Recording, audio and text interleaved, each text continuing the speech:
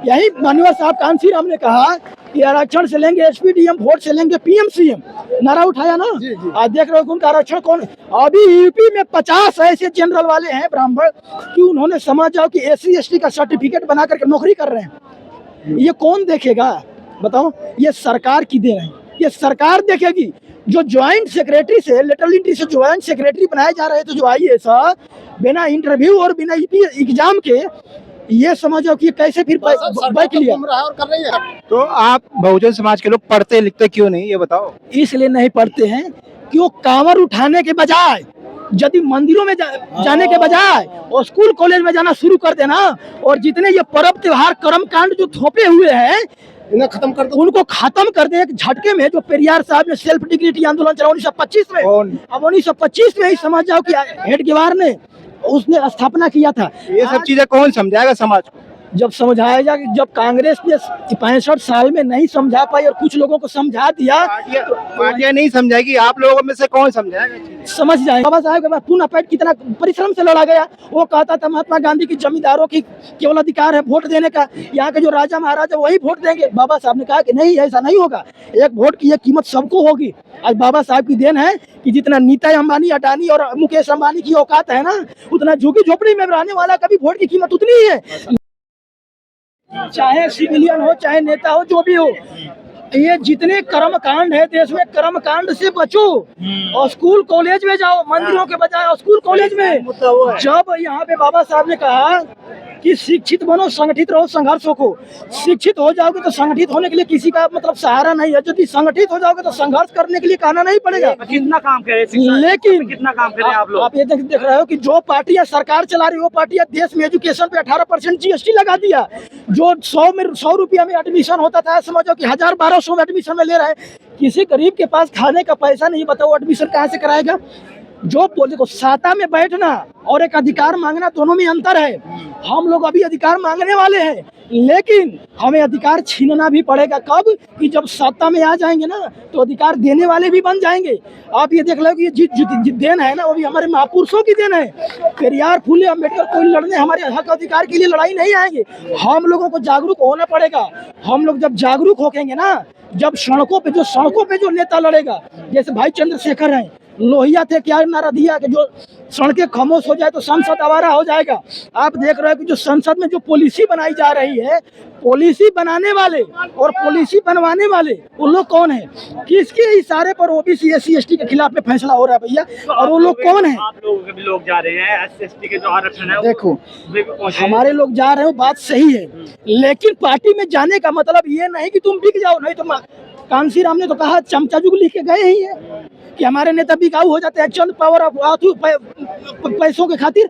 ये नहीं कि आप पार्टी में गए तो आप बिकाऊ हो जाओ, पार्टी में जा करके ही काम होगा। लेकिन आप जा करके उसका मोहरा बन जाओ, जा करके हक अधिकार की बात करो। अनुप्रिया पटेल है, सारा पटेलों का जैसा उन्होंने बात कर दिया।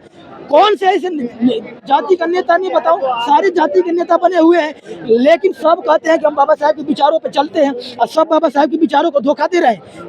आज के डेट में यदि भाई चंद्रशेखर का कोई साथ नहीं दिया ना, तो आने वाले मतलब दिन में भुगतने के लिए तैयार हो जाना पड़ेगा। क्यों?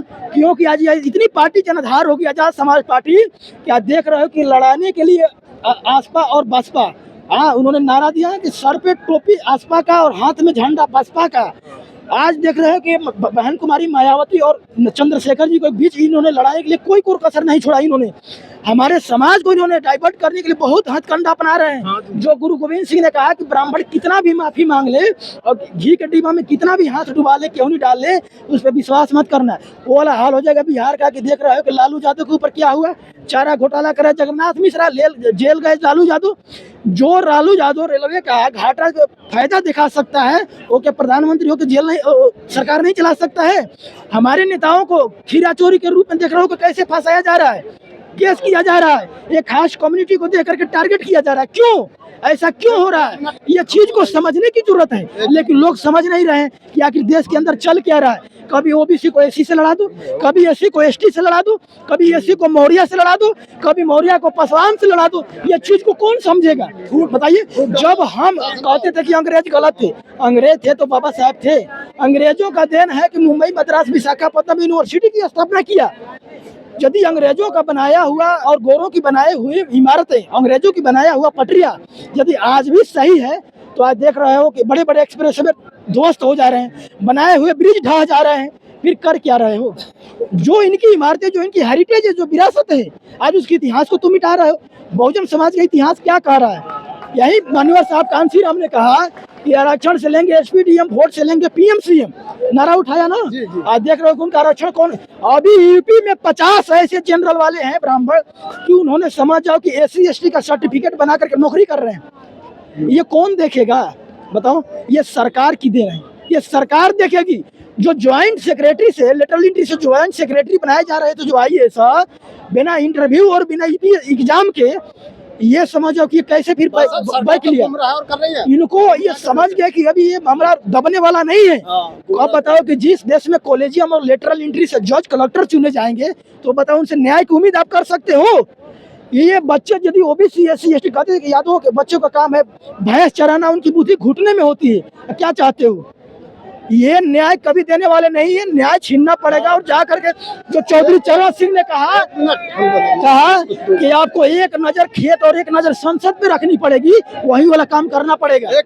तो आप बहुजन समाज के लोग पढ़ते लिखते क्यों नहीं, ये बताओ? इसलिए नहीं पढ़ते हैं कि वो कांवर उठाने के बजाय, यदि मंदिरों में जाने के बजाय और स्कूल कॉलेज में जाना शुरू कर देना, और जितने ये पर्व त्योहार कर्म कांड जो थोपे हुए हैं इन्हें खत्म कर दो, उनको खत्म कर दे एक झटके में। जो पेरियार साहब ने सेल्फ डिग्निटी आंदोलन चला 1925 में, अब 1925 में ही समझ जाओ कि हेडगेवार ने उसने स्थापना किया था। ये सब चीजें कौन समझाएगा समाज को? जब समझाया जाए, जब कांग्रेस ने 65 साल में नहीं समझा पाई और कुछ लोगों को समझा दिया, पार्टियां नहीं समझाएगी, आप लोगों में से कौन समझाएगा? समझ जाएंगे। आज की डेट में देख रहे हो बहुत सा थोड़ा बहुत परिवर्तन हुआ ना, धीरे धीरे सब कुछ हो जाएगा। अब जैसे मान लो मैं समझदार हूँ, मेरे साथ कुछ अनपढ़ लोग हैं, एग्जाम्पल दे रहा हूँ, वो आने लगेंगे, इस चीज को समझने लगेंगे, इंटरेस्ट लेने लगेंगे कि भाई हमें क्या इसमें फायदा है, क्या घाटा है, उस चीज को अप्रूव समझ जाएंगे। वो ऐसा नहीं है, को भी नहीं समझ रहे हैं। आप देख रहे हो कि हमारे समाज के लोग चंद पैसों के खातिर धोती कंबल चावल में वोट बेच देते हैं। वोट की कीमत को नहीं पहचानते कि वोट की कीमत महात्मा गांधी और बाबा साहेब के पूना पेट कितना परिश्रम से लड़ा गया। वो कहता था महात्मा गांधी की जमींदारों की केवल अधिकार है वोट देने का, यहाँ के जो राजा महाराजा वही वोट देंगे। बाबा साहब ने कहा कि नहीं, ऐसा नहीं होगा, एक वोट की एक कीमत सबको होगी। आज बाबा साहब की देन है कि जितना नीता अंबानी, अडानी और मुकेश अंबानी की औकात है ना, उतना झुग्गी झोपड़ी में रहने वाला का भी वोट की कीमत उतनी ही है। लेकिन वोट की कीमत को समझते नहीं है। ये वोट की औकात जिस दिन समझ जाए ना, और जिस दिन ये पार्टियों की कीमत पहुंच जाए, समझ जाए, तो समझ जाओ कि बीजेपी और कांग्रेस और आम आदमी पार्टी की सरकार नहीं आ पाएगी। और ये पार्टियां जिस दिन ईवीएम, जो ईवीएम से जो सरकार बना रही है, कहते हैं ना कि राज तिलक की करो तैयारी, आ रहे हैं ईवीएम धारी। मीडिया में होता है एक नारा था कि राज तिलक की करो तैयारी, आ रहे हैं ईवीएम धारी, सब में डालो फूट, मिलकर करो लूट, ये इनका नारा है। सब ईवीएम धारी है ये। इनको नेता समझते हो क्या? देश नेताओं से नहीं चलता है, देश नीतियों से चलता है। ये जो बैठे हुए हैं ना, इनको पता होगा नरेंद्र मोदी अमित शाह को, दो गुजराती देश को बेच रहे हैं, दो चला रहे हैं। इनको पता हो कि देश हम चला रहे हैं, ये टेररिस्ट हैं। किसानों का बनाया, किसानों का उपजाया हुआ अनाज, वो उसको पता नहीं कि 4000 पार कब जाएगा, लेकिन उसका बेटा बोल रहा है कि पार 400 से पार। साल बदलता है, सवाल नहीं बदलता है। सवाल ये कहता है कि पुलवामा में 300 किलो आरडीएक्स कहाँ से आया, उसका रोकने का काम क्यों नहीं किया? बड़े बड़े एजेंसियां है, मिलिट्री है, पैरामिलिट्री है, सीबीआई, एलआईयू, सारी एजेंसियां है। इसका मतलब था कि तुम्हें पता था पहले से कि सारा हमला होने वाला है, तुम चुनाव जीतने के लिए हमला करवाए और 24 में भी यही काम करवाए। अब समाज को क्या संदेश देना चाहेंगे आप? समाज को यही संदेश देना चाहेंगे कि आपका जो भी चैनल है, आपकी मीडिया के माध्यम से, चाहे नया मीडिया हो चाहे पुराना हो, यदि लोग देखते हैं तो मैं यही कहूंगा कि चाहे ओबीसी के कोई भी जाति हो, चाहे एससी के हो चाहे एसटी के, सब हम लोग 85% बहुजन है।